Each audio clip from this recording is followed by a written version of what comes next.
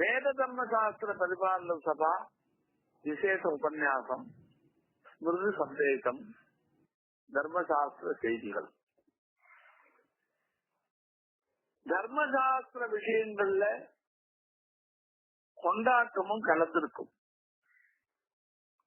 எது எடுத்தாலும் சேர்ந்திருக்கும். தர்மசாஸ்திரத்தை கடைபிடிக்கிற போது அனுஷ்டானத்துக்கு உற்சாகம் கொடுக்கறதுக்காக உற்சவத்தையும் சேர்த்து வைப்பா. விளையாட்டும் சந்தோஷமும் கிடைக்கிறதுக்காக கல்யாணத்துல எல்லாம் சேர்த்து வைக்கிறாங்க. நிலங்கு மாலை போட்டு ஊஞ்சலாடுது.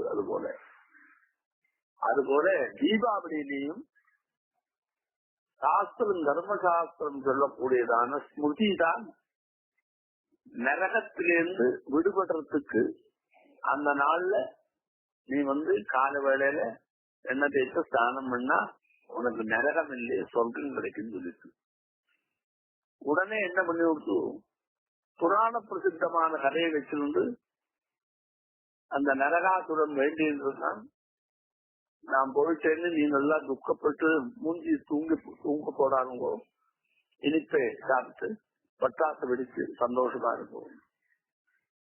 பிசுக்கள் என்ன சொல்றாரு தெரியுமோ, நான் ஏற்கனவே பஞ்சமாபர பட்சத்துல வருவேன், ஆனா விருச்சிகம் வரைக்கும் இருப்பேன், நடுவுல ஏதாவது இது தீபாவளியில தீபத்தை பார்த்துதான் போவேன் அப்படின்னு அவா சொல்றான். இந்த பட்டாசு வெடிக்கிறது, அதாவது மத்தாப்பு ஏற்றுறது எல்லாம் இருக்கு, இதெல்லாம் தீபத்தில் இருக்கு. தீப ஒளியில எல்லாம் வர மாதிரி தீபத்தை வைக்க முடியாத ஆகாசத்திலையும் வெளியிலையும் பரவி இருக்கக்கூடிய அத்தனை ஜீவராசிகளுக்கும் இது விளக்காக மாறிவிடும். ஏன்னா அந்த கம்பித்திரியிலிருந்து வரக்கூடிய வெளிச்சம் இதெல்லாம் சாதாரண வெளிச்சத்துக்கு ஜாஸ்தி எல்லா இடத்திலையும் பரவும். அதே மாதிரி பட்டாசுடைய சத்தம் இருக்கு பாரு, அது அவளுக்கு ஒரு உற்சாகத்தை உண்டு பண்றது, சந்தோஷத்தை. மக உத்தவ உற்சவா, உற்சவம்னா என்ன சொன்னா கொண்டாட்டம். கொண்டாட்டம்னா கருத்தோட சேர்ந்த கொண்டாட்டம். அந்த பட்டாசனுடைய சப்தத்தினால சப்தம் வரும்போதே எப்படி மேகம் இடிக்கிற போதே மின்னலும் வருதோ அதுபோல பட்டாசுல நெருப்பு போட்ட உடனே அந்த பிரகாசமும் வருது, அதே சமயத்துல சப்தமும் வருது. கண்ணுக்கும் காதுக்கும் ரெண்டுக்கும் இருந்து அது ரெண்டே கொடுக்கறது. அதனால அதையும் கொண்டாட்டத்துல சேர்த்திருக்கா. நீ ஒண்ணு வச்சுக்கோ, ஒருத்தரை உற்சாகப்படுத்துறதுக்கு காதுக்கு இனிமையாகவோ அல்லது காதுக்கு பிரியமாகவோ கண்ணுக்கு இனிமையாகவோ கண்ணுக்கு குளிர்ச்சியாகவோ இருந்தா நாம எல்லாத்தையும் வரவேற்போம். அதனால கண்ணுக்கும் காட்சி வேணும், காதுக்கும் இனிமை வேணும். நாமே என்ன சொல்லுவோம், சாதாரணமா நீ பாட்டு பாடுனா இது அந்த பாட்டுக்கு இன்ப தேன் பாயுது காதலிலேன்னு அந்த சப்தத்தில் இருக்கிற இனிமையை நாம அனுபவிச்சு சுவைக்கிறோம் இல்லையா? அதுபோல அந்த சப்தம் நாம செய்ய வேண்டிய கர்மாவுக்கு உற்சாகத்தை கொடுக்கிற மாதிரி மாறுது. எப்பவுமே ஒண்ணு வச்சுக்கிறோம், நாம ஒரு கர்மாவில இன்வால்மெண்டோட ஈடுபட்டு இருப்போம்னா நடுவில் சொணக்கம் வராத இருக்கிறதுக்கு நடுவில் நமக்கு ஒரு சொணக்கத்தை வராத இன்வால்மெண்ட தொடர்ந்து வைக்கிறதுக்கு இப்படி கேள்விக்கு சேர்த்து விடுவோம். அதனாலதான் கல்யாணங்கிறது வாஸ்தவமா என்னது, தர்மசாஸ்திரம் சொல்லக்கூடியதான கர்மானுஷ்டானம். ஆனா அதுலயும் கேளிக்கையை சேர்த்துருப்போம், நடுவிலேயே தனியே இல்லை. ஏன்னா அதுல இந்த இன்வால்மெண்ட் வர்றது அதுல இருந்து வெளியில வராத அந்த மனசு அதுல நினைச்சு நிற்கிறதுக்கு ஒரு உற்சாகத்தை கொடுக்கறதுக்கு கேளிக்கையும் சேர்ப்போம். அதனால இந்த கேளிக்கை எல்லாம் ரொம்ப அவசியம். ஒரு காலத்துல இந்த கேளிக்கை எல்லாம் இருக்கு இல்லையோ, அது எல்லாருக்கும் பயன்படும்படியா இருந்தது. இந்த மாதிரி கேளிக்கைகள் தான் சாஸ்திரத்துல கேட்கலாம். பாக்கி வேற கேள்விக்கு எல்லாம் கேட்கக்கூடாது. அர்த்தமில்லாத சட்டத்தை போடுறது, அர்த்தமில்லாத இது வெளிச்சத்தை போடுறது எல்லாம் இருக்காது. அதனால ஆகாசத்துல அந்த ஜோதிஷு பரவரோடு எல்லா ஜீவராசிகளுக்கும் அது தெரியறத நாம பண்ணக்கூடிய இது. இன்னொன்னு, தீபாவளியில தீப ஆவலி, தீபத்தினுடைய வரிசை, ஆகாசத்துல தீப வரிசையை நாம பண்ண முடியுமா? அதனால பட்டாசு வெடிக்கிறதும் இந்த மாதிரி ஜோதிஷ வெளிப்படுத்தக்கூடியதான இது எல்லாத்தையும் நாம அது வரிசை, தீபாவளியினுடைய வரிசைக்கு அதை பூர்த்தி பண்றது அப்படின்னு அதுக்கு சொல்லலாம். ஆனா ஒண்ணு மட்டும் நிச்சயம், நீங்க இத ரெண்டையும் முடிச்சோம்னா கொண்டாட்டத்தை மட்டும் வச்சுட்டு தர்மசாஸ்திரத்தை மறந்து விடக்கூடாது. அதுக்கு பிரதானம் தர்மசாஸ்திரம். அத மறக்காமல் அனுஷ்டானம் பண்றதுக்கு சப்போர்ட் தான் இந்த கொண்டாட்டம் எல்லாம். கொண்டாட்டத்தை பிரதானமா வச்சிருந்து முடிச்சு விடக்கூடாது. ஏதோ புதுசா ஒரு துணி வாங்கி கட்டிக்கிறோம் அதுதான் அவசியம், இனிப்பு சாப்பிடுறோம் அதுதான் அவசியம், பட்டாசு வெடிக்கிறோம் அதுதான் அவசியம் அப்படின்னு ஒரு பக்கமா காயப்படாது. கால வேளையில உஷக்காலத்துல எழுந்திருந்து கந்தகாவரத்தை எல்லாம் முடிச்சு சௌஜத்தை முடிச்சிருந்து எண்ணெயை தேய்ச்சிருந்து வெந்நீர்ல ஸ்நானம் பண்ணணும். மந்திரம் தெரியுதுல அகவர்களோட சூப்பம் சொல்லித்தான் பண்ணணும். இங்க வந்துட்டோம்னா இல்லைன்னு இருக்கக்கூடாது.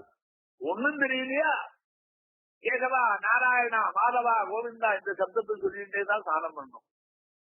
பகவன் நாம ஸ்மரணத்தோட உற்சாகத்தோட ஸ்நானம் பண்ணணும். ஸ்நானம் பண்ணா என்ன பலன் சொல்லி இருக்கு? நரகத்திலிருந்து நீ விடுபடுவ. நரகத்தை எல்லாம் சொல்லும் புராணம். கும்பி பாகம், அபிபத்திரகோணம், இப்படி எல்லாம் பல நரகங்கள் இருக்கும். அதெல்லாம் பாபம் பண்ணதெல்லாம் அனுபவிப்பர். அதெல்லாத்தையும் இந்த சதுர்தசி இன்னைக்கு நகர சதுர்தசி ஸ்நானம் பண்ணா போயிடும். அதுக்கு முதல் இடம் கொடுக்கணும், அப்புறம் கேளிக்கைக்கு அடுத்த இடம். தர்மசாஸ்திரத்துல வர கேளிக்கைகள் எல்லாம் இரண்டாம் பட்சம், சப்போர்ட்டுக்காக வந்திருக்கே தவிர அதுக்கு தனியொரு மகத்துவம் இல்லை.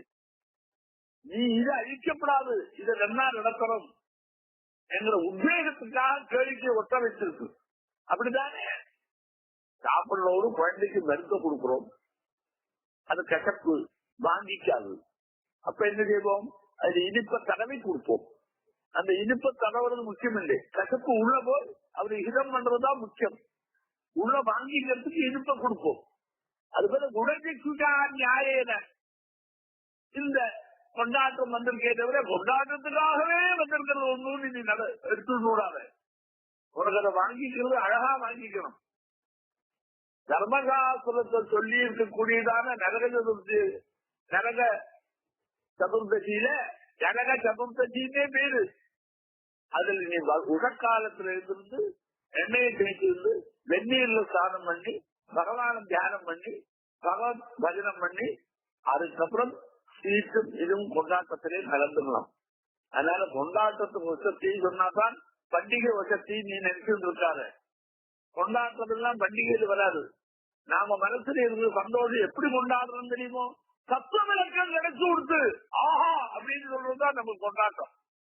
அதாவது உப்புசம் இல்லாத கொண்டாட்டத்துல பெருசா ஈடுபாட வச்சிருந்து தீபாவளி என்ன இனிப்பு பட்டாசு, புத்தாடை இனிப்பு பட்டாசு அப்படி நீ புரிஞ்சிடக்கூடாது. அதெல்லாம் உனக்கு கொடுக்கறதுனாலேயே நீ அனுஷ்டானத்துல இதெல்லாம் வாங்கியிருந்தா நீ பண்ணுமே நினைச்சு தரா. நீ அதை எல்லாத்தையும் தூக்கி எறிஞ்சு இதை மட்டும் வாங்கிட்டு இருந்தா போராது. சிலதெல்லாம் நீ என்ன தெரிஞ்சுக்கணும், அதுல ஈடுபாடுக்காக சில அதிகப்படியா உனக்கு சொல்லும். அந்த சொல்றதெல்லாம் நீ வாங்கிட்டு விட்டு போகாத.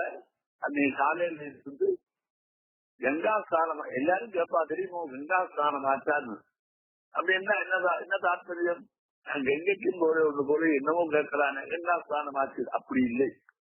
நரகதுந்திங்கிறதான நாள்ல கர்மசாஸ்திரம் சொல்லக்கூடியதான அந்த உடற்காலத்துல அபிஞ்சன ஸ்நானத்தை நீ பண்ணியாச்சா? நீ பண்ற போது அந்த ஜலத்துல கங்கை வருவல், அதனால்தான் கங்கா ஸ்நானம் ஆச்சா கேட்கலாம். அதை நீ புரிஞ்சு மாட்டாமா? அந்த மாதிரி உள்ளர்த்தம் என்னன்னு புரிஞ்சு வந்து அது ஈடுபாடோட செயல்பட ஆரம்பிச்சா நீ நினைக்க அபிஷங்கள்லாம் ஒரு சித்திக்கும். அதனால விடாத பட்டாசையும் வெடி, அதே மாதிரி பட்டாசையும் கொடுத்து எல்லாம் வேணும். எப்போ இது எல்லாத்தையும் பண்ணிவிட்டு திடீர்னு எழுந்திருக்கிறதுக்கு நேரமாச்சு, சரி பட்டாசை கொடுத்து விடுவோம்னு உட்கார்ந்தா அது தீபாவளி ஆகாது. தீப வரிசையை நாம ஏற்றி வைக்கிறது இல்லையே நம்ம தென்னிந்தியாவில, வீட்டுக்குள்ளதான் வச்சிருப்போம். வட இந்தியாவில தீபத்தை ஏற்றி வைப்போம். தீபம் வேணும், அந்த பிதற்கள்லாம் தீபத்தை பார்த்துக்கிட்டு தான் போவா. அதனால தீப வரிசை ஏற்றதா ரொம்ப உதவி. அப்படி ஆகாசத்துல எல்லாத்திலையும் தீப வரிசையை நாம கொண்ட வைக்க முடியாத, அதனால பட்டாசு ஒளியை அதை பயன்படுத்திக்கலாம். அது ஒரு ஒளி. அதனால எல்லாம் நீ பண்ணணும், சம்பிரதாயத்தையும் விடக்கூடாது, சாஸ்திரத்தையும் விடக்கூடாது. அப்படி ஒரு மனோபாவத்தை நீ சிருஷ்டிச்சு கொண்டேன்னா எல்லாம் உனக்கு க்ஷேமமா வரும். உன் க்ஷேமத்துக்கு தான் தர்மசாஸ்திரமே தன்னுடைய கடமையை நமக்கு எல்லாம் உபதேசம் பண்றது. உபதேசத்துல எதுவும் கட்டப்பில்லை, எல்லாம் உனக்கு ஹிதம்தான். மறுபடியும் நீ நாளைக்கு வா, அடுத்தபடி இன்னொரு விஷயத்த உனக்கு விளக்கி சொல்றேன்.